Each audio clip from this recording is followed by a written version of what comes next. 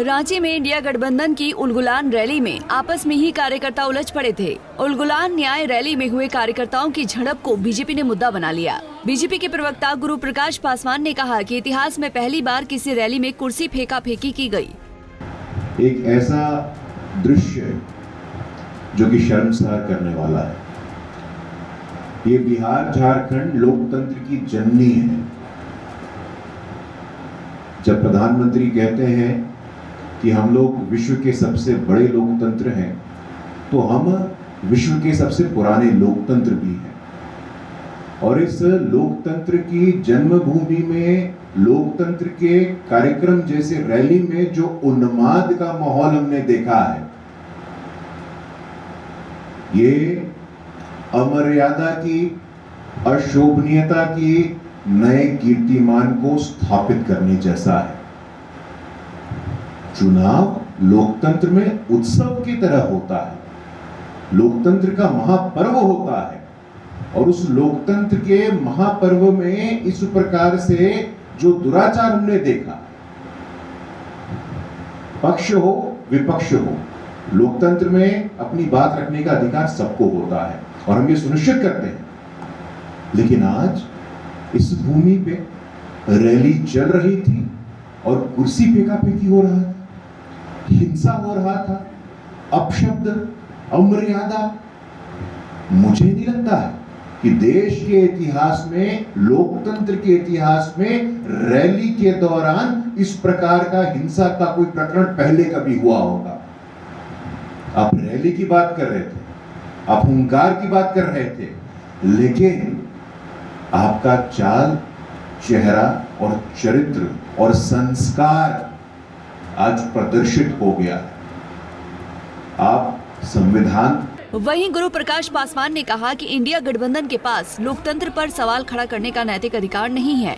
पासवान ने कहा कि पहली बार आदिवासी महिला देश के सर्वोच्च पद पर बैठी है। लेकिन जिस प्रकार आपके पार्टी के लोगों ने रैली के मध्य में जो अपने व्यवहार का परिचय दिया है, इससे हम सब आज शर्मसार हैं। कम से कम आज के बाद आपके पास कोई नैतिक अधिकार नहीं रह जाता है साथियों। पूरा जमावड़ा लगा हुआ था, माहौल बनाया जा रहा था, वातावरण तैयार किया जा रहा था। आदिवासी अस्मिता, दलित अस्मिता, सामाजिक न्याय, आरक्षण, संविधान, यह आपके लिए शब्द मात्र हो सकते हैं और शब्द से ज्यादा इसका महत्व आपके लिए कुछ नहीं है। आप संवैधानिक मर्यादा की बात करते हैं। संविधान कैसे चलता है मैं पूछना चाहता हूं। संविधान संस्थानों से चलता है, लोकतंत्र संस्थानों से चलता है। और ये संस्थान क्या है? कार्यपालिका है, न्यायपालिका है। और आज जिस उपलक्ष्य में ये लोग एकत्रित हुए थे, वो बड़ा एक गौरवशाली उपलक्ष्य था क्या? मैं पूछना चाहता हूं आपसे। संवैधानिक संस्थान की अवमानना के कारण आप आज जुडिशियल कस्टडी में हैं, उसका विरोध प्रदर्शन में आप इकट्ठा हुए हैं और संवैधानिक मर्यादा की बात आप करते हैं, ये मेरे समझ से परे है। आप आदिवासी अस्मिता की बात करते हैं, ये मेरे समझ से परे है। साथियों, झारखंड को और पूरे देश को पता है कि देश के इतिहास में पहली बार संविधान के सर्वोच्च स्थान पे आदिवासी की बेटी बैठी है, तो अब बैठी है साथियों। इसके लिए कोई जनरल नॉलेज की आवश्यकता नहीं है। और उस महिला, उड़ीसा के पिछड़े क्षेत्र में आदिवासी समुदाय में जन्म ली हुई बेटी जब वहां पहुंचती है, उनके लिए किन किन शब्दों का उपयोग नहीं किया गया मैं पूछना चाहता हूं। शैतानी मानसिकता का प्रतिनिधित्व करती है। कांग्रेस के लोकसभा में नेता विपक्ष क्या कहते हैं? हमारे संस्कार ऐसे नहीं कि उन शब्दों को हम यहां दोहराएं।